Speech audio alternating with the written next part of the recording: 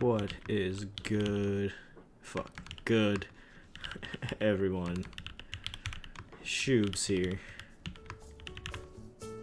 This is so scuffed.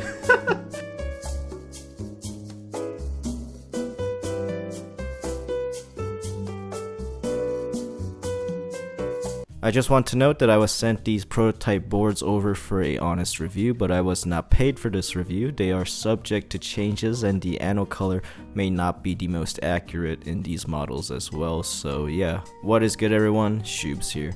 Today we will be taking a look at two very expensive higher end boards in the price range that most would consider endgame, even though endgame is a lie and this pain will never stop. But we have ourselves the CW60 and the CW88 from Cruel World. This review is going to be a little bit more concise than usual because I won't be putting in a montage of the build since there were two builds and it'll be too long, but there is a VOD of the build on my Twitch at CW60 if you want to check that out. So the design of the board is inspired by some pretty iconic boards such as the OTD Koala and the Jane V2. As you can see from the bottom, it's got a pretty identical backplate design with the option to switch it out with different materials as well.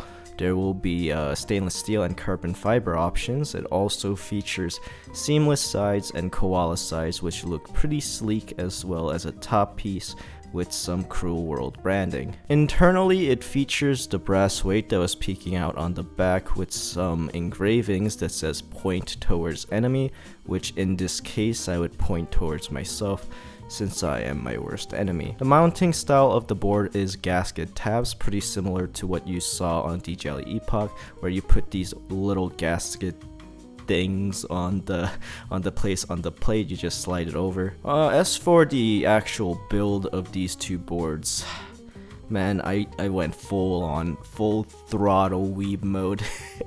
I mean, looking at the colors, I had to. So we have the lilac color and the pink color. Had to put it in Darling and had to put in Frost Witch, but man, it looks fucking nice. It looks real fucking nice. I just love really color matching weeb themed boards, and I think these two builds look spicy. So a little bit more detail on the boards and the group by itself. The CW60 and the CW88 will be running on December 7th for the TKL and December 14th for the 60%. The 60% version of this board will be starting at $490 and will have options for win key, win keyless, and HHKB tops, and the TKL will be starting at $605 and will have an option for both F13 or F12. The CW88 I have is the F13 version, and the CW87 will be the F12, you know, the one key difference. With options for win key or win keyless, all the boards will be available in gray, wine, pink, or lilac colors and will come standard with one PCB, hard case, JST. The JST is braided, by the way, which is pretty cool. 68 gaskets and a polycarbonate plate. So for the actual build of these two boards, it's just for the sound test. The TKL here is built with cotton candy switches from Loobedswitches. You can use code SHOOPS for 5% off on them, by the way, but they are a light tactile JWK, same stem as the pewters except featuring a full nylon housing for a deeper sound. I personally really like them. The 60% is built with MX Blacks, both are PC plate, and will have a black cherry pie on the spacebar, cause you know, I put that bitch in everything.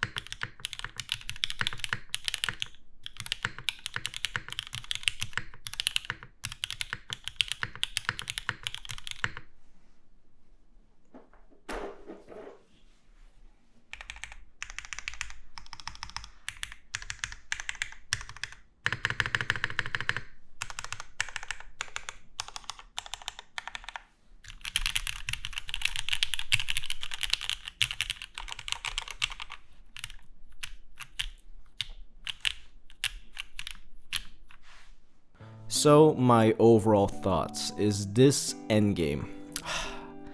I don't know. Okay, before you start typing, wow, Ashkeebs, what a fucking cop-out answer. I hate you and your channel and your stupid dog profile photo and your way of speaking and how you sound congested all the time. Hear me out.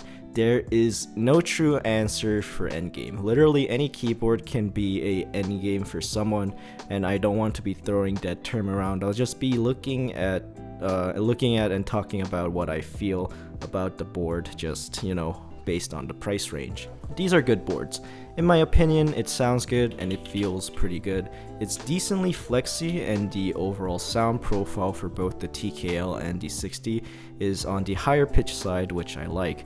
Honestly, this is probably one of my favorite gasket boards in terms of sound that I've tried.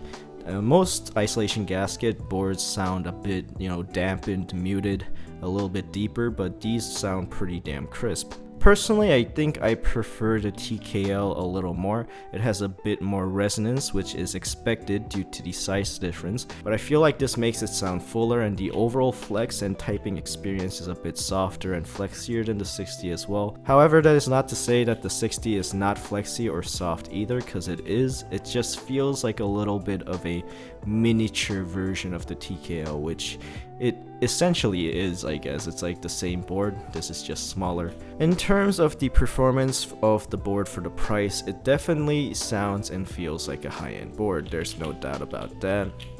It is pretty nice. But is any keyboard really worth this much money? $600, $500, that's a lot of buckaroos, and the plain answer is no, it's not. This is for a very specific type of enthusiast that want a super premium keyboard and is also dumb with their financial decision making.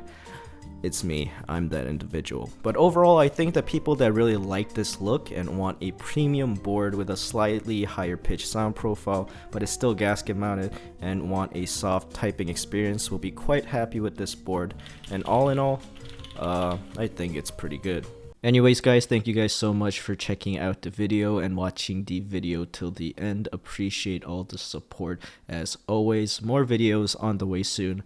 More Switch reviews, more comedy videos, and more keyboard reviews.